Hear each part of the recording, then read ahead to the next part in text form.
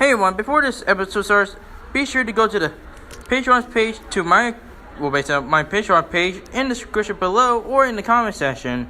And basically now, once you enter the Patreon, you can get early access to earlier episodes of Daily Duels, and maybe some if you this amount and get enough money, hopefully animations. Basically now, it's a way to say the support and thank you for helping support this channel.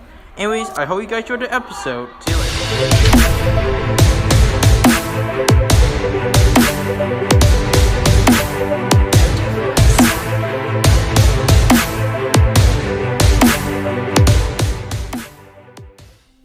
Now, the quiz you will be seeing is from the original user. To avoid copyright issue, I cut out the parts from the original video and added with a different effect. That way it will not cause any copyright issues. Basically, I just cut out from the original video, not the full part. I hope this will be helping for the YouTube community and enjoy the video. Enjoy. You see the sunrise, a new day's upon you. You bite your nails and you need something trouble. The time is upon you to show them what you can do. And soon they will know that the day has come.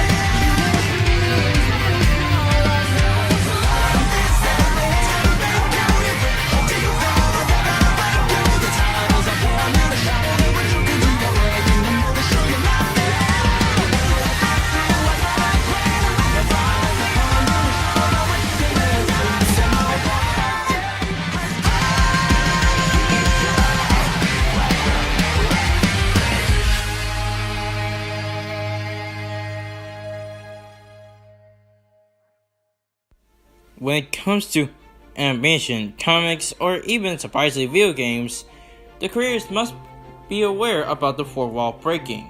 If they use the characters too realistic, they might go haywire or basically not breaking into demotion or depress, or even worse, killing the player as a result. So basically now, you should be highly aware when it comes with animation or even cartoons, or even comics as well. But what happens when you put two fourth wall breakers, one bad and one good, to face off with each other? Well, today we'll be facing this judgment once and for all. Monika, the leader and founder of the Doki Doki Literature Club, and basically enough, the fourth wall breaker that literally destroyed the universe. And Gwenpool, the fusion of Gwen Stacy and Deadpool, and also, surprisingly, Marvel's newest fourth wall breaker. And basically not a comic book geek as well. My name is Desto24, and my job to analyze these two competitors to see who wins in a deadly duo. In the world of Doki Doki Literature Club, you have to select 4 members of the group, and based on all of them, and based on have the different lives. Some of them were based on all of them have based on let's just say kill instinct. But basically enough, all 3 of them died, except for the one who is behind all the strings of this, basically a very fantastic game known as Monika. Though basically not ever saying anything, her origin and backstory is pretty much unknown to the player. However, we do know that she started as one of those support characters and based on one of those background characters. But as we grew and grew, we figured out what the heck is going on. Turned out she actually controlled her own universe. So basically, it's actually kind of surprising plot twist to the result. But anyways, she is surprisingly that strong, even without even fighting. Despite being a high schooler, she is surprisingly one of the game character and the president of of her own literature club, and surprisingly, she is the first character who actually aware of about her universe. Basically now, born in September 22nd, she is pretty much at 18 and basically now the leader of it. And personally, despite her parents didn't know about her, she had plenty of abilities that didn't actually control her own universe. For example, she had reality warping powers, and with these, she can able to control plot and time elimination. Plus, she is immune to any time paradox and basically not anything actually. Plus, she has existence of erasure where she can erase any opponent or even her own friends as a result. Plus, she able to have a power nullifier, or if pronounced like this is correct, but it seems pretty powerful. Plus, she also knowing that she is highly aware with her programming and also able to learn prokinetics. And with that, she able to learn her body and even control someone else. Plus, she able to manipulate, sleep, and predict, and basically on suffering as well. And personally, she is pretty good with that as well, and basically control her own game. And plus, with that, she is aware of constant awareness and memory elimination, where basically now, if you really think about it, with memory and mind elimination, she'll probably forget that you ever remember her or anyone else. Plus, she resists to plot elimination and restoration, so basically anytime she ever happens to her, she'll be fine and be basically not bring back anyone back to the dead as well. But her most powerful ability is actually data elimination, where she controls the data of anyone and personally can use that at her own will. If she ever dies, she able to say out a few codes and basically be resurrected easily. That way, she'll never die. And personally, that actually kind of smart. I always wanted to do that. And personally, she had pulled some several beats with those, and personally, one of the most scariest ones out there. She brought everyone back and kept herself out of the game, surprisingly. She got her own Twitter account and posted some stuff on it, and even though she is a game character, she still does post on it as well, surprisingly. Plus, she even after being deleted, she was able to delete Serenada, and when she grew evil with power, and basically kind of like a madness in one body. But she was able to learn the effect of very files and reality of the game itself. Plus, she's managed to delete Nazca and Yuki and create a world for only herself and the player. And knowing that, she also became the president of the Literature Club. And basically, with that kind of power, it pretty much was scary than I imagined. And personally, one of most days I would not dare go just because she had reality warping powers. However, due to the fact where reality warping, Monika isn't actually that visible. Plus, she is recently observed with her love of the player that even turned her extreme seemingly mystery and loneliness. Plus, Monika is pretty much a nerd at programming, which that her abilities can change the world around her. And besides her elimination abilities, she's just an ordinary teenager, and personally, if she used those, she can eventually die in any case. Despite these flaws, Monika was basically one of the most interesting and one of the most craziest anime characters I ever encountered. And personally, even with these flaws, she is pretty much more powerful in her own right, and willing to do killing or deleting or even erase anyone her existed line only for the player to love her. If you dare cross her way, the only thing to do is just run, otherwise she'll erase you from existence.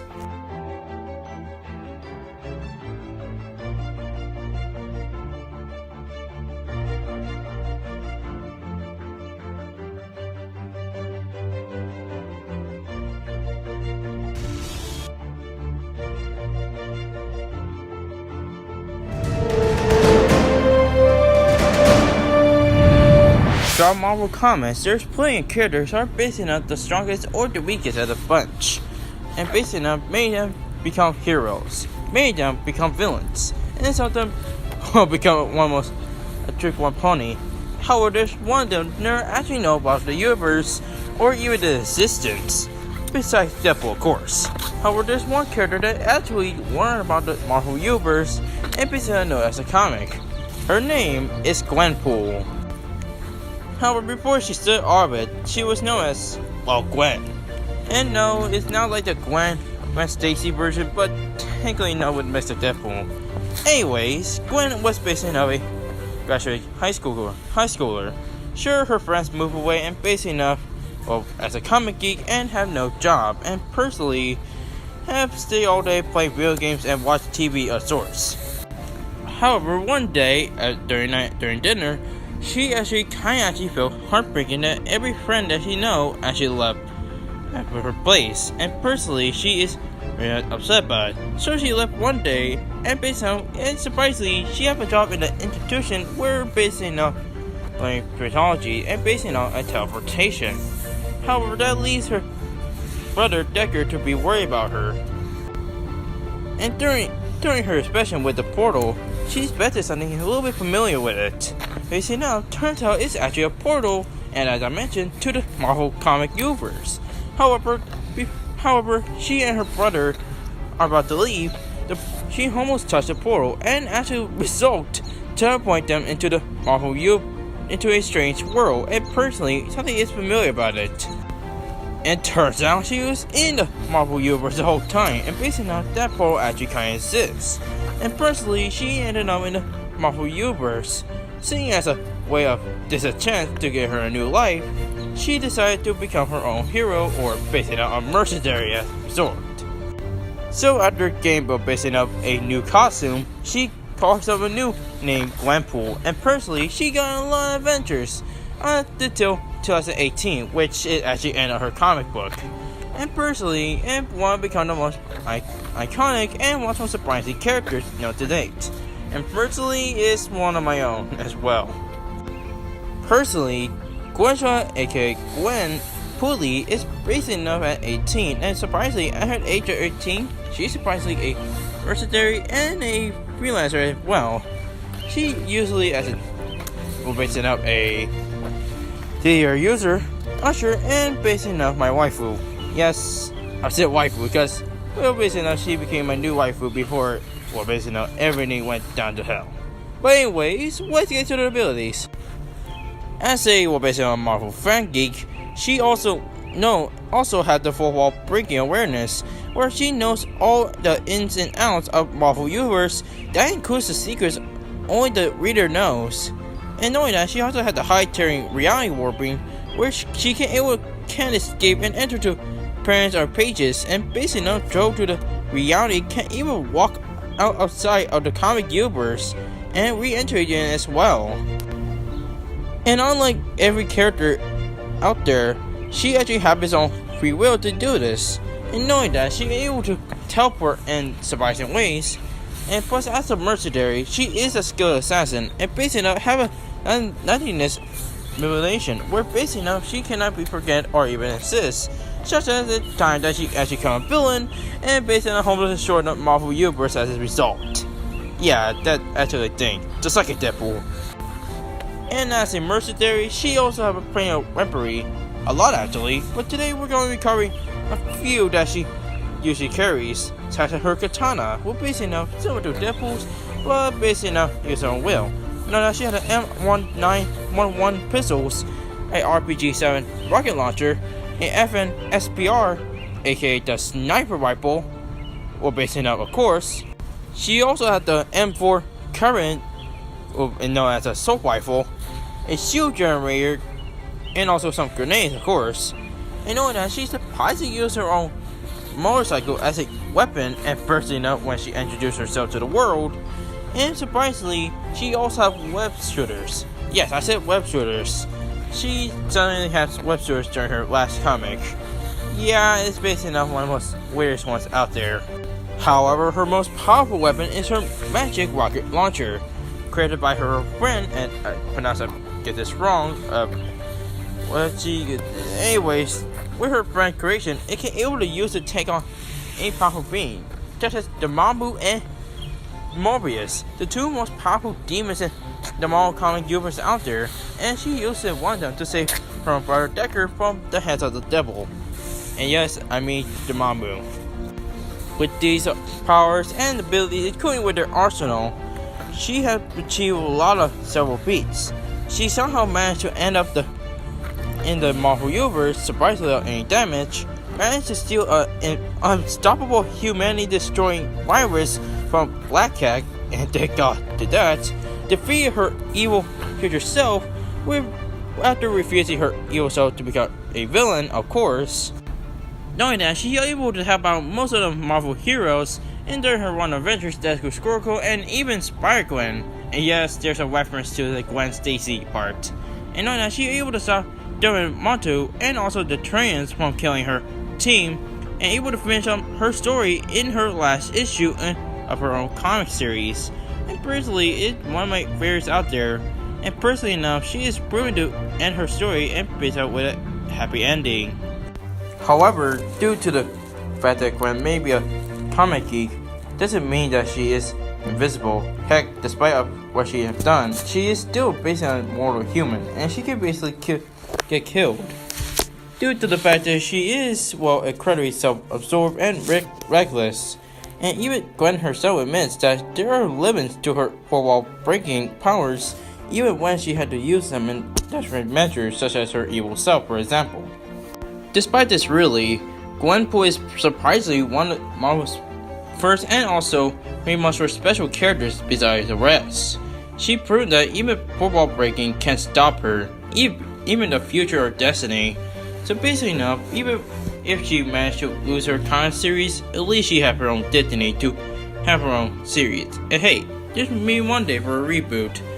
And there's always a second chance, even if it comes against the mercenaries themselves.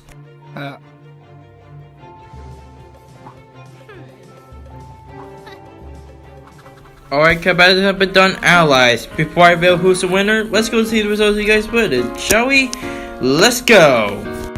Alright, the votes are in, and based on over 28 votes, Monika, if I get this right, have 57.1%, while Gwenpool gets 42.9%.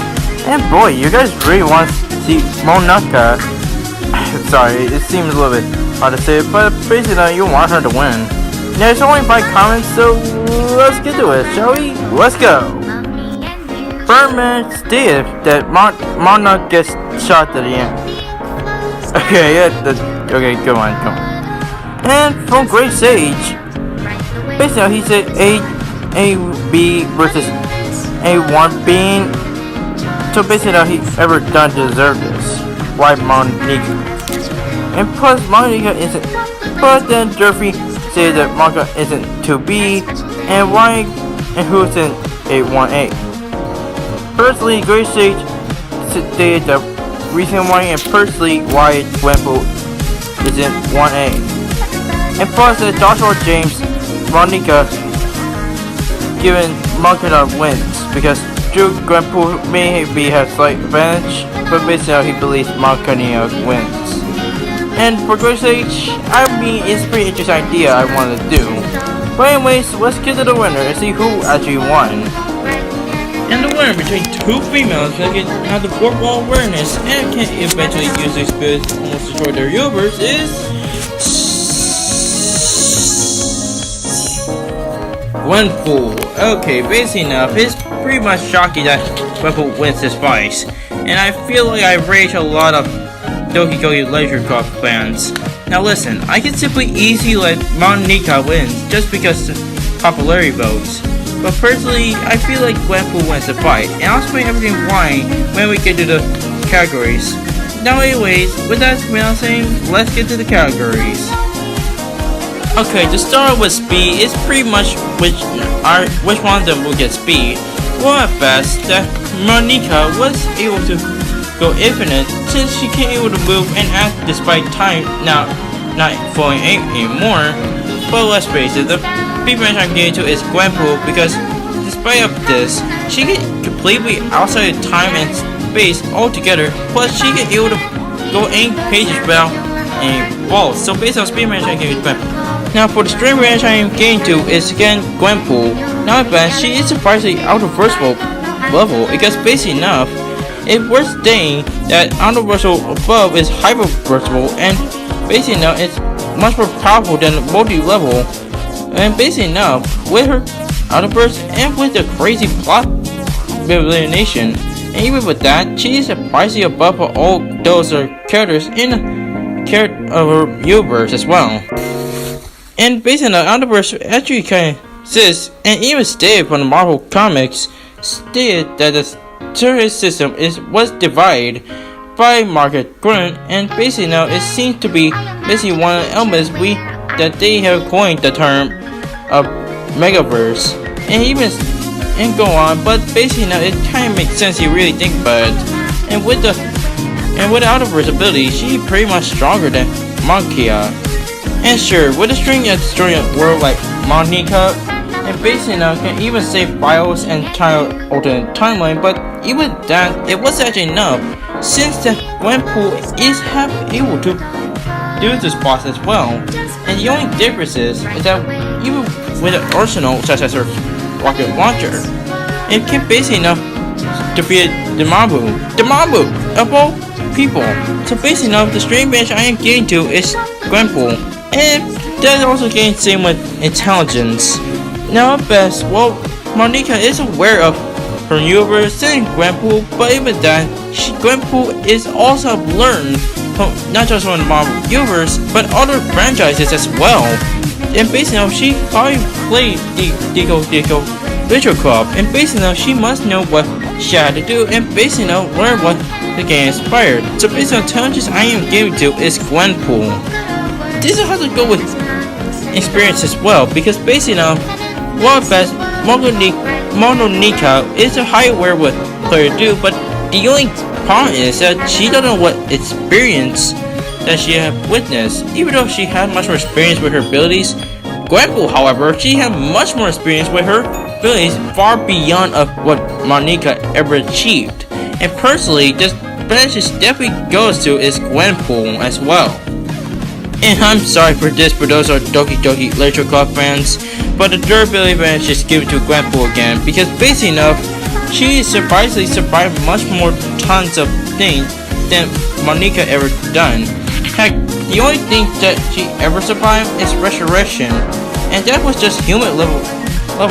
However, durability, she managed to survive tons of blows, including the reset of the Marvel universe. So at the end of the day, Gwenpool had much more speed, strength, talent, and experience, including surviving much more blows than Monika ever achieved. And even I worked take place in her universe, but it wasn't actually enough, since Gwenpool had much more ability and much more arsenal to end the fight, such as her magic rocket launcher or her reality warping, which at best high tier. So you could say Gwen really pulled the fight in resistance. The winner is Gwenpool.